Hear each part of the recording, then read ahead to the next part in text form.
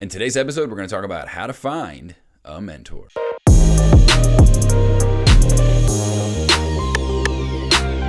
right, guys, welcome back. Before we get started, make sure to hit the subscribe button below for more videos like this. And also, I do also podcast. I've been doing it for 4 years. We've done over 200 episodes. I've said this in every single video, but some people, I get the end, you just kind of tune out, you're off doing something else at that point. But I wanted to plug at the beginning because we have over 200 episodes. We're doing it for 4 years. People like Damon John, Barbara Corcoran, both from Shark Tank, Grant Cardone, Dave Asprey, Marie Forleo, Ryan Dice, I mean, you name it, Dr. Josh Axe, some really, really awesome, amazing, notable entrepreneurs that have been on my show, and so many more, honestly. New York Times bestsellers, billionaires. I mean, really have had some awesome conversations. I'd love for you guys to check that out. Show's called Entrepreneur Hour with me, Chris Michael Harris, and the link for that is included in the description below. You can browse over and check that out. And join me. There's a ton of content there to consume, hours and hours and hours of content if you want to check that out. But also make sure to subscribe here. Make sure you're checking out what we're doing here for all of the amazing content we provide. I love the video aspect of this, so I'm glad you're here. Let's go ahead and get into it today. This comes up a lot with both my wife and I. Kim Ann Madness, you can browse over and check out her channel when you're done here. We get this question a lot, so we'll get random DMs from people saying like, I really need a mentor, and I have this vision, this thing I want to do, and I just need someone like you to help me. And dude, I love helping people. I cannot, like, I help to a fault. Like sometimes I do it at my own expense, honestly. Like I go above and beyond to the point that I'm like, I've done nothing for my own business today, right? And so at the end of the day, there's only so much time. I don't have so much energy. And honestly, I'm not at a point myself where like I've reached all the goals that I want to reach. And I don't think I'll ever be the case. I think I'm always going to have goals and things that I'm trying to do and things I'm trying to reach, right? And so and I'll tell you the same thing. At some point when you grow to a certain point, you're going to have to be protective of your time too. Like you have to take care of the main thing. So, your faith, your family, and your own business and all that come first, and your health and all those things come first. And so whatever is time after that, you have time for. But other than that, you have to keep your priorities in order. So it's not being cruel and unusual that like I can't help people for free. And I do. I'm involved with a lot of programs as a volunteer, of which I get paid $0 for, where I help people, right? And so those are opportunities, and we're going to talk about that a little later. It's kind of a tease. We're going to talk about that later. But the main thing is you have to show that you're invested. That's the main thing here. So of the three things I'm going to tell you, it all starts with showing that you are invested in some capacity.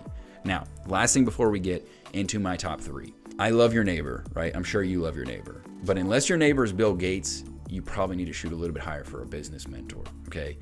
Life mentor is great. If they've been a family friend for years and they know you and they've known you since you were a child, they probably know you better than anybody. So they might be a great mentor in that capacity.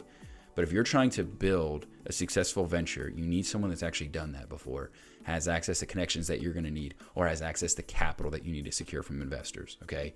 Whatever route you're trying to go, you need to make sure that you have that in mind. And it's likely that your neighbor hasn't built a startup business before, and thus their advice isn't going to be exactly what you need to hear, okay? That's opportunity cost. You need somebody who's done this before. You need somebody that understands that, because in this journey, the big part of having a mentor is having someone that understands what you're going through as an entrepreneur, because it can be a very lonely and difficult journey. Matter of fact, it is a very lonely and difficult journey. So you're gonna need somebody that understands that to help you navigate that, but also has the technical, specialized knowledge that can help you on the business side too. So let's talk about that. All said, love your neighbor. Like I said, that's too low-hanging fruit, right? So we need to swing for the fences, but then how do I find those people to take interest in me? So let's go ahead and talk about that. Number one, this is how I got my number one mentor of my many mentors. This is my number one guy that I lean on from a business standpoint. Hire a coach. Okay, so I hired Mr. Bill Douglas in 2016, and I was paying him several $1,000s a month. We were at a point where we were growing. We had built to 7 figures, then multiple 7 figures. We were trying to grow beyond that to 8 and beyond, and try to exit and sell the company at some point. Bill had done all those things. He ran $100 million companies. He had raised capital. He had done all the things in terms of, building infrastructure and so on and so forth, expansion efforts and all those various things. All the things that I had never done, obviously. I was in my mid-20s. I had no idea what I was doing in that regard. So I hired Bill. And over the course of 6 to 8 months, we paid Bill several $1,000s a month, like I said. And I built an amazing, beautiful relationship with Bill. And we became friends, right? And so Bill got to know who I was, but I vied for his attention with my money, right? And I was able to say, hey man, take me seriously because here's what I'm willing to pay you. I'm willing to pay for your services. Take me seriously. And he did. And through that process, he got to know me.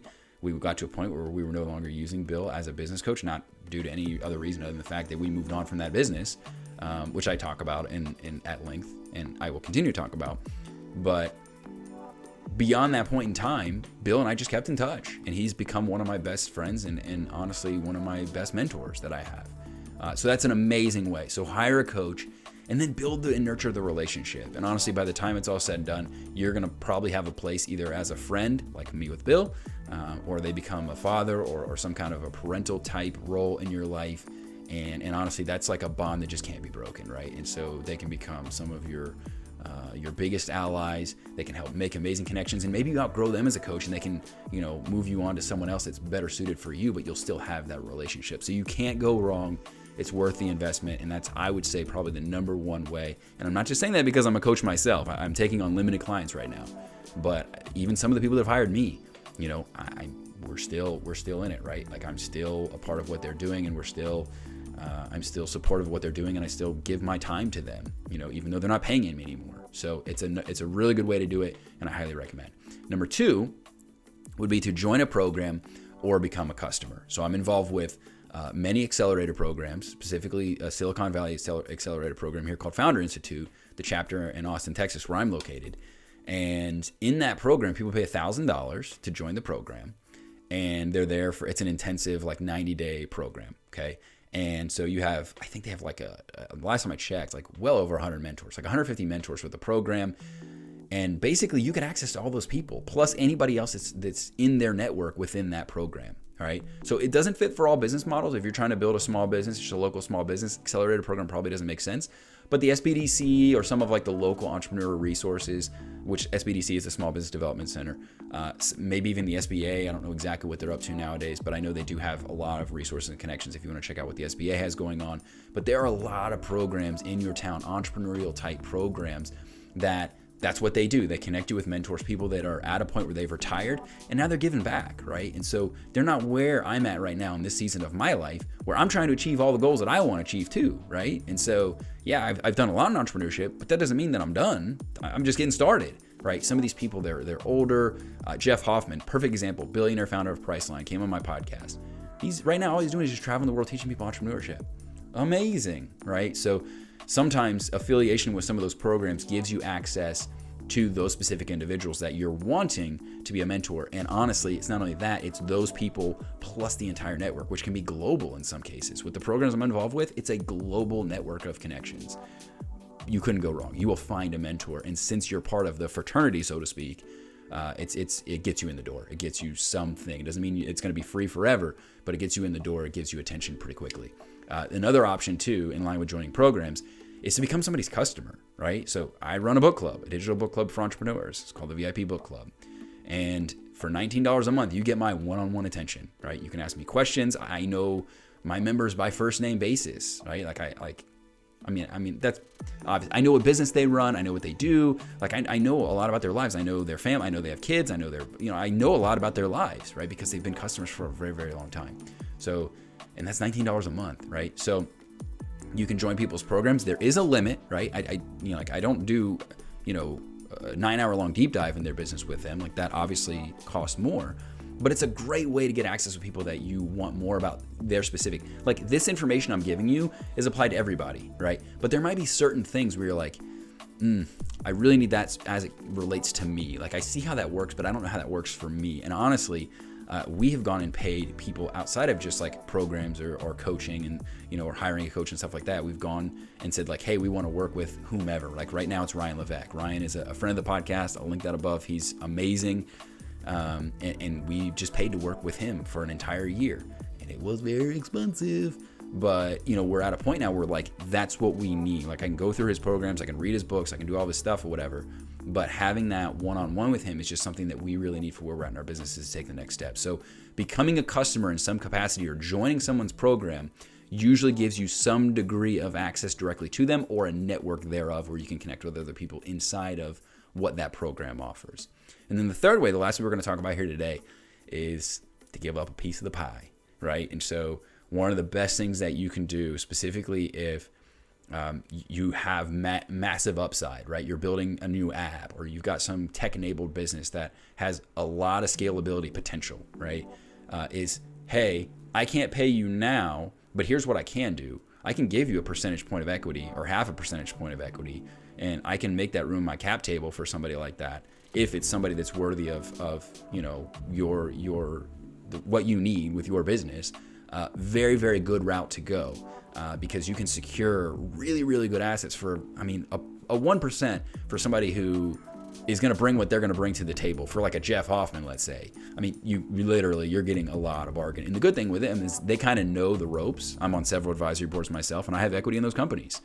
And if they sell or if they raise money and all those various things happen, right, and I have a vested interest in that, in the event of a liquidation event, I make a lot of money off of that, right? Especially if it has, like I said, it has massive upside with what they're doing, right? If it has like Uber type potential, not that everybody's going to have Uber type potential, but even if it's going to sell for $50, $100 million, if I'm going to get $1 million or so out of that, like that's a good deal for me. It's worthy of my attention, at least for a limited amount of time, right? So that's a good way to do it, is showing that you're willing to give up a piece of the company, albeit a small piece. But many people, they don't recognize that right now I don't have cash. So what do you have? Well, you have equity in a company. And if you've already done something and they see the upside and they see the potential, all right, and you say, hey, I'd love for you to be an advisor, and here's what I specifically need you for, and there's agreements that you have them sign that's contractually kind of obligates them to maintaining that, where the equity is actually vested, which means if they don't actually do what they say they're going to do, you don't actually have to give them the equity. That's the beautiful thing about it, right? So it's not like, oh my God, I'm going to give somebody a 1% equity and they're going to disappear and they're going to do. You can hold them accountable to what specifically you want them to do, all right? So you're really protected. It's understood. It's a small percentage to get high maximum value out of what you're doing, and it's a tremendous way to go that not many people, especially not enough people, take advantage of. Okay, last thing I'm going to leave you guys with. Quick pro tip. Focus on them, not just you, okay? Because the number one thing that I see with a lot of these pitches is they're focused on what I get, what I want, what my vision is, what I'm trying to do, you know? And the biggest thing they don't think about is, how does this make sense for the other person, right? Like for me thinking, how do I make this make sense for Bill? How does this work into Bill's life where I make this worth his time? Or if you're trying to pitch me, how do I show Chris that I'm worthy of his time, right? How do I make this, how do I sweeten the pot for him? How do I sweeten the pot for whoever it is that I'm worried about? Because oftentimes what we're focused on, and rightfully so, you need to be focused on what you need, right? You need to be focused on what you require for your business to grow. That is all well and good. I'm not saying don't do that. But the biggest thing is you've got to make it appealing to them. You're selling me on you. So I need to be sold on something, right? Other than just you're a great person. There's a lot of great, nice people in the world that have great ideas. There's no shortage of ideas. There's no shortage of great people, right? And so you need to really sweeten the deal for me, and know too that whoever your mentor is that you're seeking out, whoever it is, whatever person you want to be involved with what you're doing, they got a lot of opportunities, and they're getting opportunities every single day like this. So you're competing with other people for their attention. So you need to really, really sweeten the deal, not give away the farm, but really, really make it enticing to the point where it at least gets you an opportunity, right, where they actually want to mentor you from a business capacity. All right, guys, if you like this video, again, make sure to subscribe below, and also check out the podcast. Like I said, the podcast is over on Apple Podcasts, Spotify, Pandora, you name it. Link is included below. You can check that out. There's a ton of resources you can check out below as well. A lot of them are free. You can also check out my website if you want to work with me, or check out some of the programs that I offer, like we talked about today. You can go to heycmh.com, link included below, and I will plan on seeing you guys in the next one.